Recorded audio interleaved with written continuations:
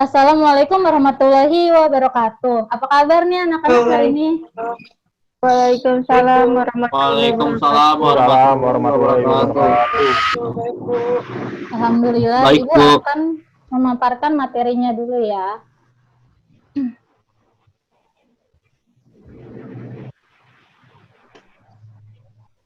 Sudah terlihat? Sudah, Bu. Ya, Bu. Ya, Bu. Sudah, Bu.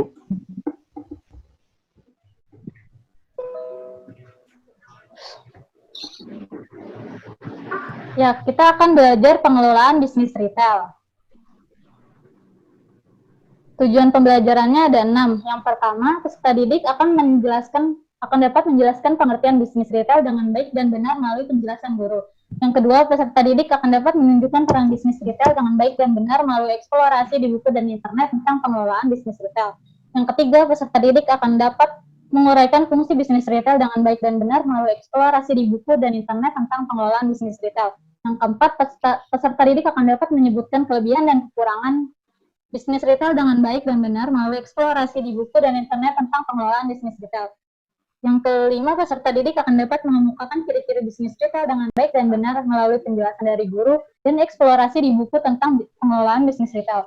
Yang keenam, peserta didik akan dapat mengklasifikasikan karakteristik dan jenis bisnis retail dengan baik dan benar melalui eksplorasi di buku dan internet tentang pengelolaan bisnis retail. Oke, sebelum kita mulai materi, akan lebih baiknya kita berdoa menurut kepercayaan masing-masing. Berdoa mulai. Alhamdulillah. Berdoa selesai. Yang pertama ada pengertian bisnis retail. Bisnis berasal dari bahasa Inggris, berarti suatu aktivitas yang memberikan keuntungan pada seseorang. Sedangkan retail berasal dari bahasa Perancis yang berarti memotong sesuatu, atau dalam kata lain berarti eceran. Jadi, bisnis retail yaitu semua kegiatan yang terlibat dalam penjualan atau pembelian barang, jasa ataupun keduanya secara eceran kepada konsumen akhir, dan bukan untuk keperluan bisnis atau dijual kembali. Sampai sini paham anak-anak? Paham, Bu. Baik, Ibu lanjutkan ya. Yang kedua ada peran bisnis retail. Ada 5, yaitu yang pertama memberikan pasokan barang atau jasa ketika dibutuhkan konsumen, tanpa menunggu lama. Yang kedua, memudahkan konsumen dalam memilih bentuk, kualitas, harga dari suatu produk, serta kenyamanan dalam berbelanja. Yang ketiga, menjaga harga jual tetap rendah agar mampu bersaing dan memuaskan pelanggan. Yang keempat, membantu meningkatkan standar hidup masyarakat dan meningkatkan penjualan produk. Yang kelima, retail sebagai pihak akhir dalam suatu rantai produksi sehingga memungkinkan produsen melakukan produksi massal. Yang ketiga yaitu ada fungsi bisnis retail. Ada yang tahu nggak nih fungsi bisnis retail apa? Saya, Bu. Ya, Fungsi bisnis retail yaitu melakukan kegiatan usaha di lokasi yang mudah diakses oleh konsumen. Betul sekali, Widya. Ada yang tahu lagi? Saya, Bu. Ya, Winda. Fungsi bisnis retail yaitu mengubah produk menjadi lebih menarik. Bagus sekali, Winda. Saya juga tahu, Bu, Ya, apa, Asri? fungsi bisnis retail yaitu membantu terjadinya perpindahan kepemilikan barang dari produsen ke konsumen. Wah, betul sekali nih, Winda, Widyams, dan Asri. Tapi fungsi bisnis retail masih banyak.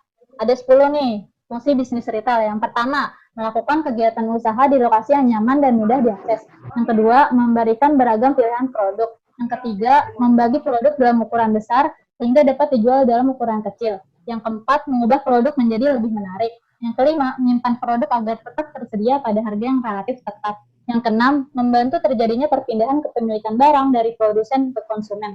Yang ketujuh, membantu terjadinya perpindahan barang melalui distribusi. Yang kedelapan, memberikan informasi kepada pelanggan dan pemasok. Yang kesembilan, memberikan jaminan produk, layanan purna jual, dan turut menangani keluhan pelanggan. Yang kesepuluh, memberikan fasilitas kredit dan sewa. Berikutnya yang keempat itu materinya ada kelebihan dan kekurangan bisnis retail. Kelebihan bisnis retail, yang pertama modal kecil namun keuntungannya besar. Yang kedua, lokasi usaha retail strategis. Yang ketiga, hubungan antara peritel dan pelanggan cukup dekat. Lalu ada kekurangan bisnis retail. Yang pertama yaitu keahlian pengelolaan bisnis retail kurang diperhatikan oleh peritel. Yang kedua, administrasi atau pembukuan kurang atau bahkan tidak diperhatikan oleh peritel. Yang ketiga, promosi tidak dilakukan maksimal. Sampai sini paham anak-anak? Ada yang ditanyakan? Saya, Bu, ingin bertanya. Iya, Pak Krisna. Tadi Tadi disebutkan kekurangan bisnis retail yaitu administrasi atau pembukuannya kurang diperhatikan retail. Dampak apa sih yang timbul karena hal tersebut? Terima kasih Bu. Bagus sekali pertanyaan dari Krisnaldi. Jadi, administrasi atau pembukuan kurang atau bahkan tidak diperhatikan oleh retail itu berdampak pada informasi modal kita. Jadi, tiba-tiba modal kita habis, kita tidak dapat mendeteksi mengapa modal tersebut habis. Oke, Bu lanjutkan ya. Krisnaldi sudah paham? Paham Bu, terima kasih. Sama-sama. Ibu lanjutkan yang kelima ada ciri-ciri bisnis retail. Ciri-ciri bisnis retail tradisional. Yang pertama, tempat tidak terlalu luas. Yang kedua, produk yang dijual tidak terlalu banyak jenisnya. Yang ketiga, sistem manajemen pengelolaannya masih sederhana. Yang keempat, tidak menawarkan kenyamanan berbelanja. Yang kelima, harga masih bisa dilakukan tawar-menawar. Yang keenam, produk yang dijual tidak dipajang secara terbuka. Kok lu udah apa perang sejarah Dayak? Nanti kan maju satu-satu. Belum nih, Dam. Semalam mau ngafalin materinya, malah ketiduran. Adam, Argo, ngobrolnya nanti dulu ya, Ibu sedang menjelaskan. Iya, Bu. Iya, maaf. Oke, Ibu lanjutkan ya. Yang kedua ada ciri-ciri bisnis retail modern. Yang pertama yaitu tempatnya luas. Yang kedua, produk yang dijual banyak jenisnya. Yang ketiga, sistem manajemen terkelola dengan baik. Yang keempat, menawarkan kenyamanan berbelanja. Yang kelima, harga sudah tetap. Yang keenam, produk yang dijual dipajang pada rak terbuka. Yang materi keenam yaitu karakteristik dan jenis bisnis retail.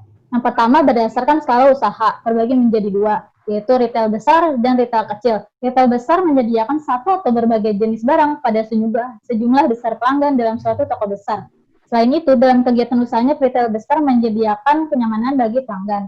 Yang kedua ada retail kecil, biasa disebut retail tradisional. Ragam produk dan jenis merek yang ditawarkan tidak sebanyak yang ditawarkan oleh retail besar. Yang berikutnya ada berdasarkan teknik memasarkan produk. Yang pertama ada retail toko. Retail toko terbagi menjadi tiga, yaitu yang pertama specialty merchandiser atau pedagang khusus, yaitu menjual suatu jenis atau satu rentang kategori barang yang relatif sedikit. Contohnya toko roti. Ada yang tahu lagi nggak nih contoh lainnya? Saya Bu, Dwi. Iya, apa Dwi? Contoh dari pedagang khusus yaitu apotik, toko buah, dan toko buku. Bagus sekali Dwi jawabannya. Yang berikutnya nih, ada general merchandiser atau pedagang umum. Menyediakan lini produk lebih luas dan memiliki pilihan yang lebih sedikit. Contohnya toko kelontong, Alfamart, Ramayana. Yang ketiga ada pedagang besar. Menawarkan lini produk yang luas dan pilihan produk yang banyak. Contohnya Carrefour, Giant, Indogrosir. Yang kedua ada retail tanpa toko. Terbagi menjadi tiga lagi. Yang pertama penjualan langsung atau direct selling. Dilakukan dengan berhubungan langsung dengan calon konsumen yang ditargetkan. Contohnya berjualan di arisan. Ada yang tahu lagi nggak nih contoh lainnya? Iya, Bu. Iya, Adam, silahkan. Kalau misalnya mama saya kerja di kantor, lalu menawarkan barang dagangannya di kantor, termasuk penjualan langsung kan, Bu? Bagus sekali, Adam. Iya, itu juga termasuk sebagai penjualan langsung atau direct selling. Berikutnya yaitu ada penjualan tidak langsung. Dilakukan dengan perantara atau media, contohnya Shopee, online shopping, atau telemarketing. Yang ketiga ada penjualan otomatis. Dilakukan melalui mesin yang bekerja otomatis selama 24 jam. Contohnya seperti mesin GoPay, mesin koran, atau mesin kopi. Oke, sampai sini materi kita hari ini. Nah, coba Williams, ada yang diingat nggak dari materi kita hari ini? Jadi retail itu berasal dari bahasa Prancis yang artinya memotong sesuatu atau dalam kata lain itu berarti eceran. Saya ingin menambahkan, Bu. Ya, silakan Winda. Berdasarkan skala usaha, bisnis retail terbagi menjadi dua, yaitu retail besar dan retail kecil. Betul sekali Winda. Saya juga ingin menambahkan, Bu. Apa Sri? Silakan. Berdasarkan teknik pemasaran produk terbagi menjadi dua, yaitu retail toko dan retail tanpa toko. Wah, bagus sekali nih. Kalian sudah pintar-pintar, Winda, Williams, dan Asri. Ibu akan simpulkan ya. Jadi kesimpulannya bisnis retail yaitu semua kegiatan yang terlibat dalam penjualan atau pembelian barang, jasa, ataupun keduanya secara eceran kepada konsumen akhir dan bukan untuk dijual kembali. Secara umum retail terbagi berdasarkan skala usaha dan teknik memasarkan produk. Retail besar sering disebut sebagai retail modern, dan retail kecil sering disebut sebagai retail tradisional. Selanjutnya ada tugas nih. Ya, sedih nih, Bu. Jangan sedih, waktunya lama kok, 2 minggu. Tugasnya ada 2 nih. Yang pertama, carilah definisi bisnis. Jadi nanti definisi bisnisnya ditulis di dalam kolom yang Ibu kasih ya. Kemudian definisi retailnya juga ditulis dalam kolom yang Ibu kasih. Lalu disimpulkan menurut pendapat kalian masing-masing. Definisi tersebut minimal 3 ya, dari sumber apa aja. Sudah paham? Paham, Udah, Bu. Bu. Ah, Bu. Oke, berikutnya Paham, Bu. tugas yang kedua nih. Amatilah lingkungan sekitar Anda. Sebutkan bisnis retail sebanyak mungkin. Kelompokkan usaha yang Anda ketahui berdasarkan klasifikasinya, terus jawaban pada lembar yang disediakan. Jadi nanti Ibu kasih nih lembarnya, itu disebutin aja retail besar contohnya apa, kayak tadi misalnya Ramayana, Carrefour, retail kecil, misalnya Alfamart, seperti itu ya. Sudah paham belum anak-anak? Ada yang ingin ditanyakan terkait tugas? Bu, kalau Iya. jawabannya tidak muat di lembar yang Ibu kasih, bagaimana ya, Bu? Terima kasih Dwi sudah diingatkan. Jadi formatnya harus tetap seperti ini ya. Nanti kalian bisa menambahkan lagi, menulisnya lagi atau mengcopy paste-nya lagi, tapi harus sesuai dengan yang Ibu kasih ya. Sampai sini sudah cukup? Sudah paham? Cukup. Paham, Bu. Ah, Bu.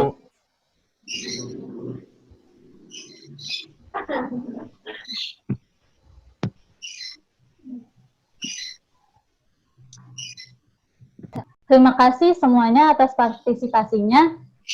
Ibu akhiri pertemuan kali ini dengan membaca hamdalah. Alhamdulillahirrahmanirrahim. Alhamdulillahirrahmanirrahim. Sampai ketemu di pertemuan selanjutnya. Wassalamualaikum warahmatullahi wabarakatuh. Waalaikumsalam warahmatullahi wabarakatuh. wabarakatuh. Terima kasih, Bu. Sampai Terima sama. kasih, Bu. Terima kasih, Bu.